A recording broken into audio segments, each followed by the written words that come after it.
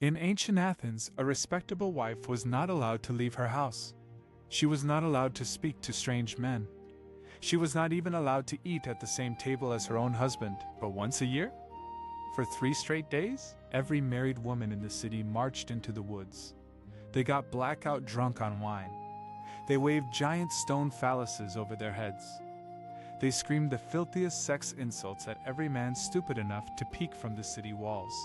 And they performed secret, all-female fertility rituals so graphic, no man on earth was ever allowed to see them.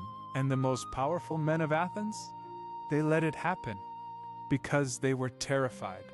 They truly believed if they stopped these wild, dirty rituals, the crops would rot, the gods would curse them, and everyone would starve. This is not a horror movie.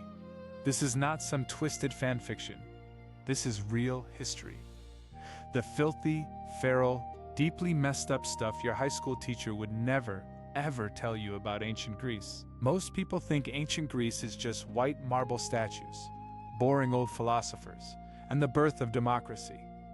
They have no clue how brutal, how weird, how absolutely unhinged it got for the women who lived there. Today we're tearing off the clean, polite version of history. We're talking about baby murder, legalized sexual double standards, secret orgiastic festivals, birth control methods so disgusting they'll make your stomach turn, and the twisted truth about what it really meant to be a woman in the ancient world. We're going to break down Athens and Sparta side by side, and we're going to dig up every dirty, shocking detail they left out of the textbooks. By the end of this video, you will never look at a Greek statue the same way again. Let's get into it. Let's start with the city everyone glorifies, Athens. The so-called cradle of Western civilization, the birthplace of democracy. Also, without a single doubt, the worst place in the entire ancient world to be born a girl. Let's get the most evil part out of the way first. If you were born a girl in Athens, there was roughly a 1 in 5 chance your own father would carry you up the slopes of Mount Hymettus before you were even a week old, and leave you there to die. No law stopped him. No one called him a monster. No one judged him at all. Baby girls were expensive. They couldn't work. They couldn't vote. They couldn't carry on the family name. All they did was cost you a fat dowry when they grew up. So most families just threw out the extra ones. Sometimes slave dealers would sneak up the mountain and take the surviving babies, to raise them and sell them later. Most just got eaten by wild dogs. Let that sink in. The world's first democracy. Land of freedom and justice. And leaving a baby girl out to die was just normal Tuesday. No one even argued about it. If you survived, congratulations. You get to grow up in a cage. Your brothers go to school at 7. They learn to read. They learn to fight. They run all over the city. They make friends. They live actual lives. They play ball games. They go to the gym. They sit in the market and listen to philosophers argue. You never learn to read. Why would you? Your only job is to clean, cook, weave, and pop out babies. Books would just give you ideas. Your whole world is the inside of your house. High stone walls all around. You can see a tiny patch of sky from the central courtyard, and that's it. You play with little clay dolls in the dirt of the yard. That's your only toy. You never go to the market. You never go fetch water. You never go to festivals with boys your age. If you're seen alone on the street, everyone automatically assumes you're a prostitute or a slave. A good Athenian woman was someone no one ever talked about. Someone no one ever saw. Someone who might as well not exist. Even in Rome, a citizen's daughter could walk the streets with her nurse and see the city. In Athens, that would ruin her forever. And it only gets more messed up when you get married. You're 14. He's 30. You've never met him. Your dad basically sells you to him like a farm animal. Plus, throws in a big pile of money and land called a dowry. You will never control that money. First your dad owns it, then your husband owns it, then your son owns it. You never touch it. You never make a single big decision for yourself. Ever. The wedding night is your first time seeing him naked. You're a child. He's a grown man. And no one cares. No one thinks that's wrong. That's just how it was done. If he beats you, you take it. If he cheats on you every single night with prostitutes and teenage boys, you take it. That's just what men do. It's expected. If you cheat on him once, he can kick you out onto the street naked. He can shave your head and parade you through the streets to shame you for life. He can even sell you into slavery if he feels like it. And the law is 100% on his side. And here's the sickest twist of all. You don't even own your own kids. If your husband dies, your kids don't stay with you. They belong to his male relatives. Your own son becomes your legal guardian. The little boy you gave birth to and raised, he gets to tell you what to do for the rest of your life. Now let's talk about your average day, because it's even sadder and grosser than it sounds. You wake up before the sun, in the dark back room of the house called the gynaekion, the women's quarters. You're not allowed near the front door. You're not allowed near the dining room where men eat. You pee and poop in a clay pot in the corner of your room. There's no toilet, no running water, no toilet paper. You use a damp sponge on a stick or a piece of broken pottery, and you dump it out once a day. You will never use a public bath. You will never go to a restaurant. You will never watch a play in the great theater of Dionysus, even though half the plays are about women. You eat dry bread and olive oil alone with your daughters and the female slaves. The men eat better food, meat, cheese, wine, in a nicer room with their friends. You never join them. Then you work. You spin wool. You weave cloth. You grind grain with a heavy stone mill until your arms ache. You clean. You watch the kids. You mend clothes, hour after hour, day after day, year after year. You never leave. If a male guest comes over, you hide in the back of the women's quarters. You stay dead quiet. He's not even supposed to know you exist. If you get sick, a doctor comes, but he never lays eyes on you. He stands outside the door, and your husband describes your pain for you. You can't even tell the doctor where it hurts or how bad it is.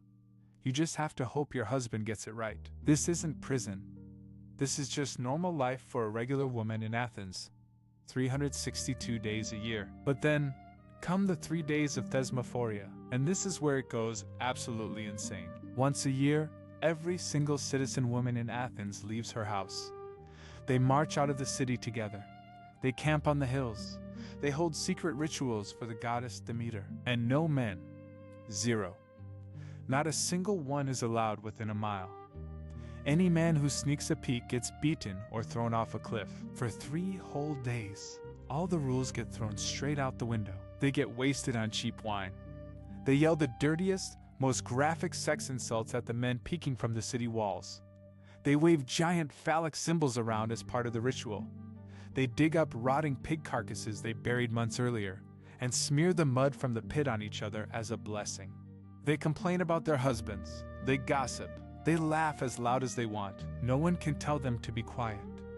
No one can tell them to go inside. For 3 days, they are free. And the craziest part? The men let them do it because they were terrified. They truly believed if the women didn't do these dirty, wild rituals, the crops would die and the whole city would starve. So once a year, the tough, all-powerful men of Athens locked themselves in their houses and let the women run absolutely feral. 3 days. That's all they got. 3 days of freedom. Then it was straight back to the cage. And here's the sickest joke in all of Athens. In the exact same city, there were women who could do everything citizen women couldn't. They were called Hetaerae. They weren't citizens. They were foreign-born, highly educated courtesans. Basically, high-class escorts. They went to all the best parties. They drank with philosophers and politicians. They debated ideas. They were rich. They were famous. They had actual power. Men begged for their attention. The most famous one, a woman named Phryne, was so beautiful and so rich that she offered to pay to rebuild the walls of Thebes, as long as they put her name on them. Once she was on trial for a crime punishable by death. Her lawyer didn't give a big speech. He just ripped off her clothes in front of the all-male jury and showed them her naked body. They were so stunned by her beauty They acquitted her immediately. Some of these women were so smart and so influential, they could change what happened in the whole city just by talking to the right man in bed. But they were only allowed that freedom because they weren't respectable, because they were outside the rules. A citizen wife? If she so much as smiled at a stranger in the street, her whole life was ruined. So in Athens you had two choices.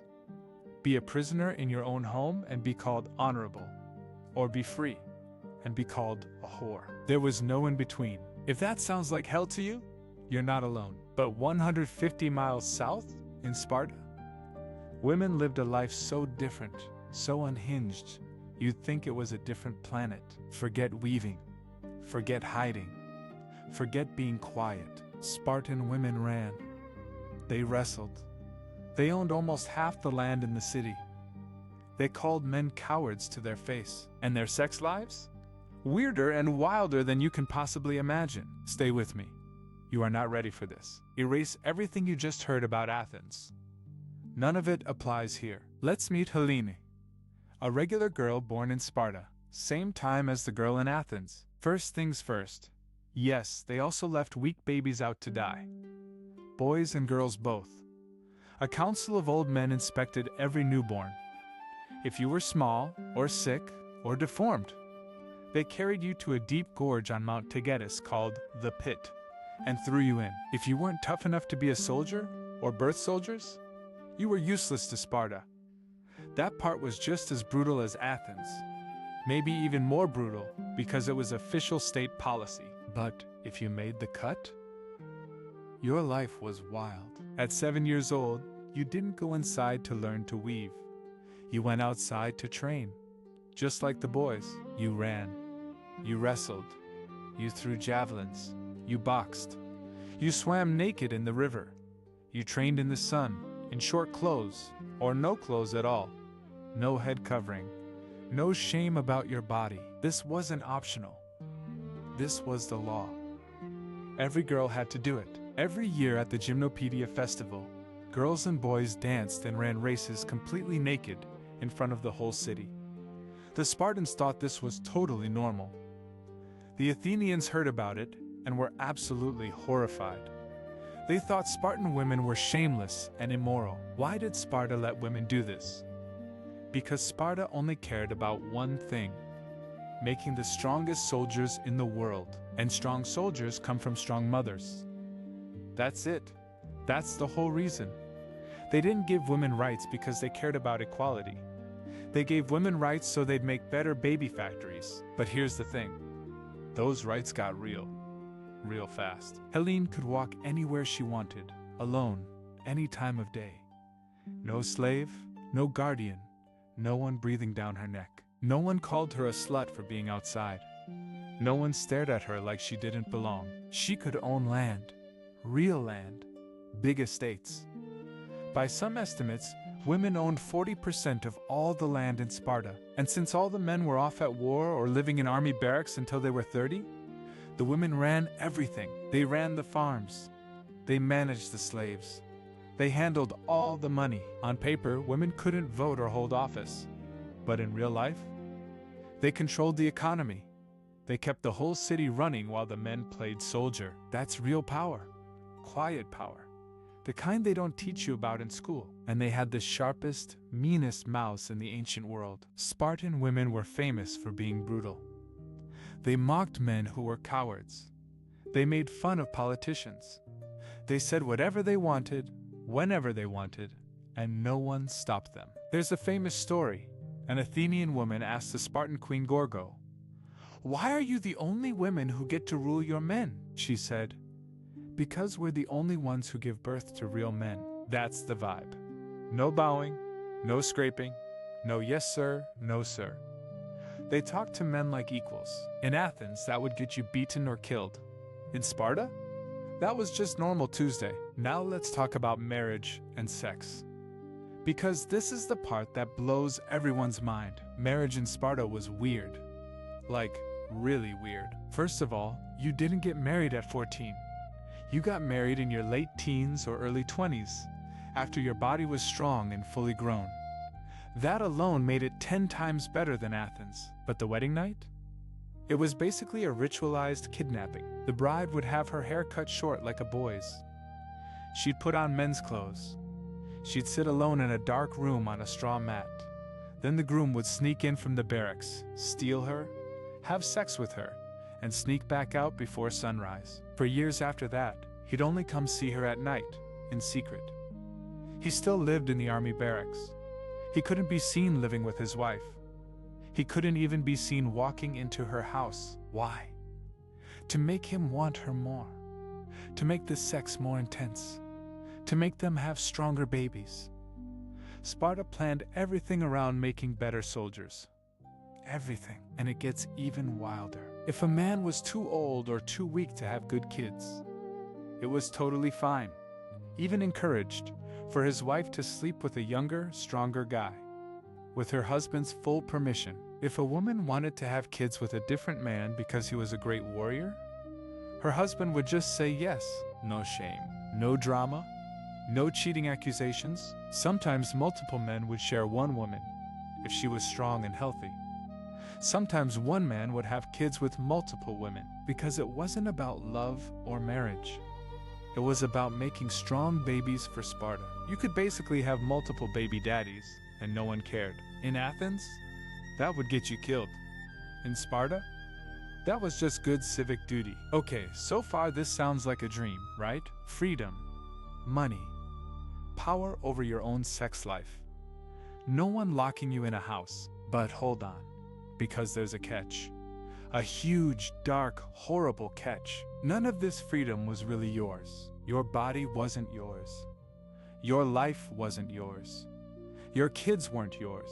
The state told you how to train, what to eat, who to marry, when to have kids. Your only real job, your entire reason for existing, was to pop out strong baby boys for the army. If you couldn't have kids, you were a failure. The state could make you divorce your husband and marry someone else. You had no choice. They even had a rule. If you didn't get married and have kids by a certain age, you got fined, and you lost your status as a citizen. Motherhood wasn't a choice.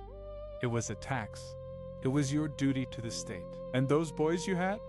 You got to keep them for 7 years. That's it. At 7, the state took them away. They went to the Agoge, the military school. They lived in barracks. They got beaten every day. They learned to fight. They learned to kill. They learned to steal food to survive. You might see them from far away sometimes at festivals. But you didn't raise them. You didn't get to watch them grow up. Most of them would die in battle. And you were supposed to be happy about it. If your son died fighting for Sparta, you smiled and said good. If you cried, you were weak. You were a bad Spartan mother. There's a story about a woman who had 5 sons in the army.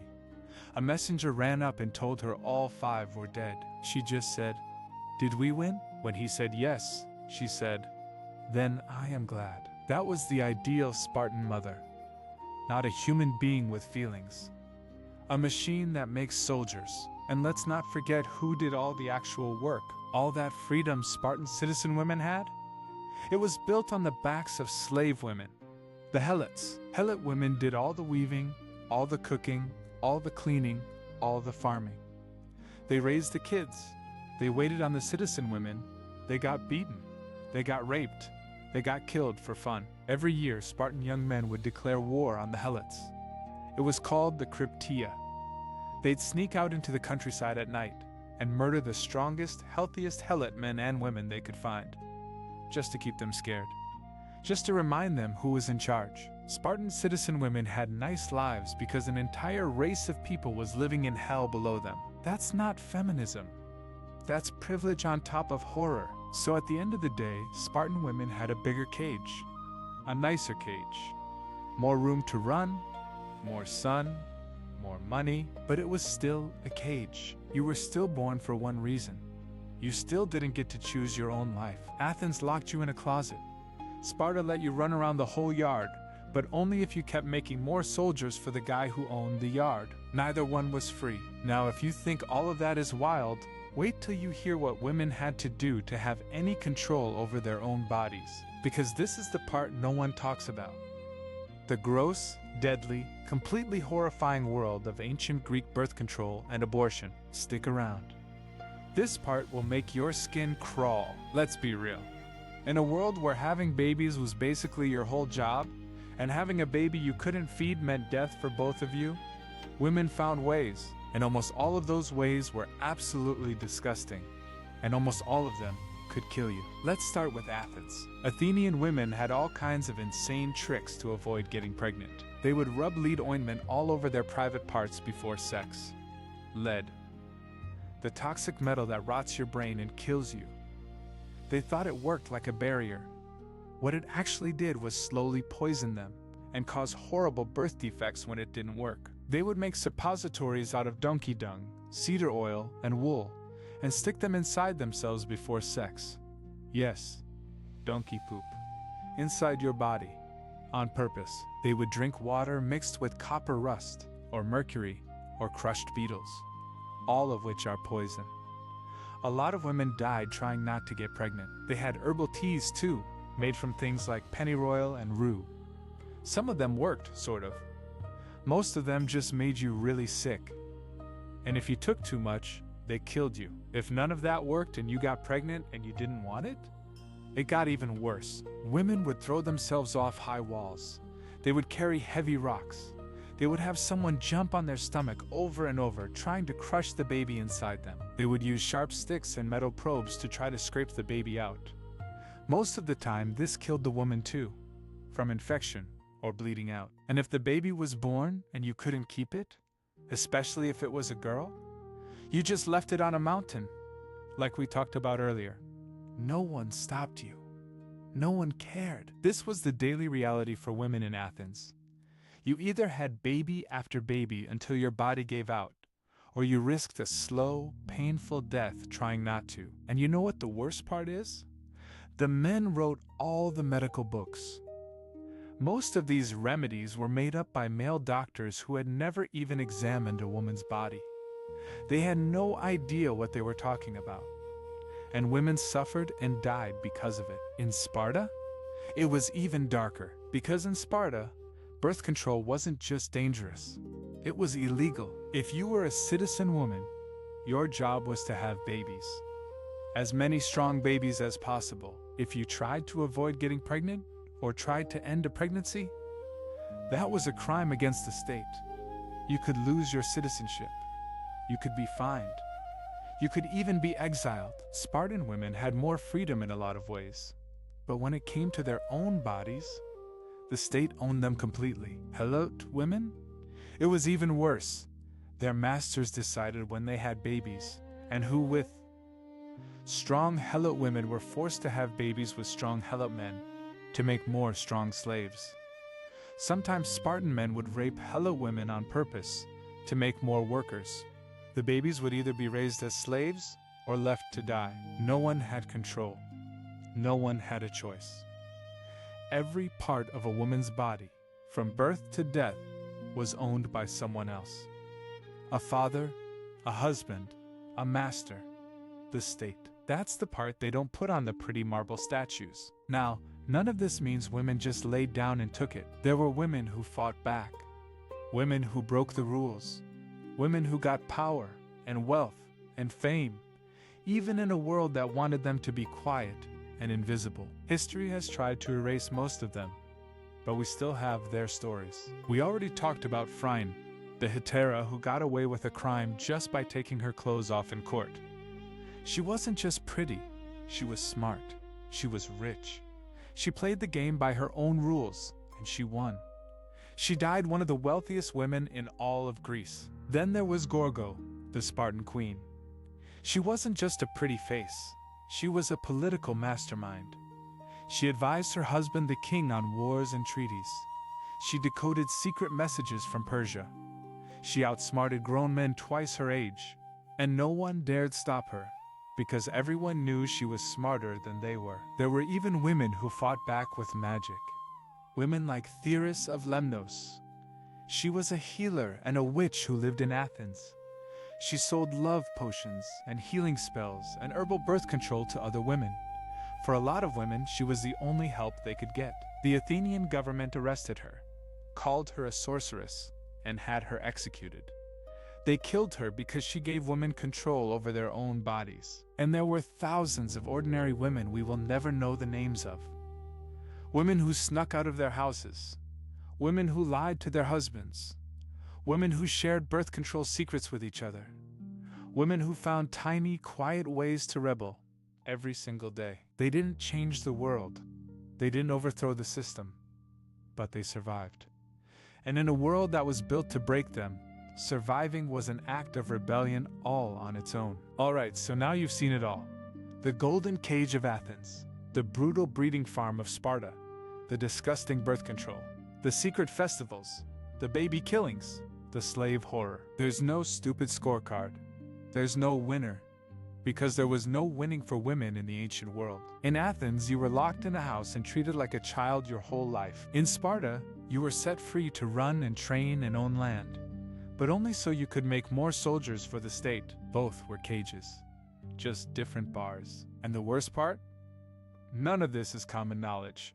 The textbooks don't tell you about the giant stone phalluses, the lead birth control, the baby pits. They clean it all up. They make it sound like all there was philosophy and democracy and pretty statues. But real history is messy. Real history is gross. Real history is brutal.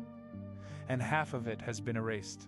Because it was about women. Now, I want to hear from you. What facts stuck with you the most? What made you want to throw up a little? What shocked you more than anything else? Drop it down in the comments. I read every single one. And if you had to choose, and I know it's a terrible choice, would you rather live in Athens or Sparta? Tell me why. If you love this deep dive into the dirty side of ancient history, go check out our video on women in ancient Rome next. It's just as brutal, just as weird, and it's the perfect follow-up.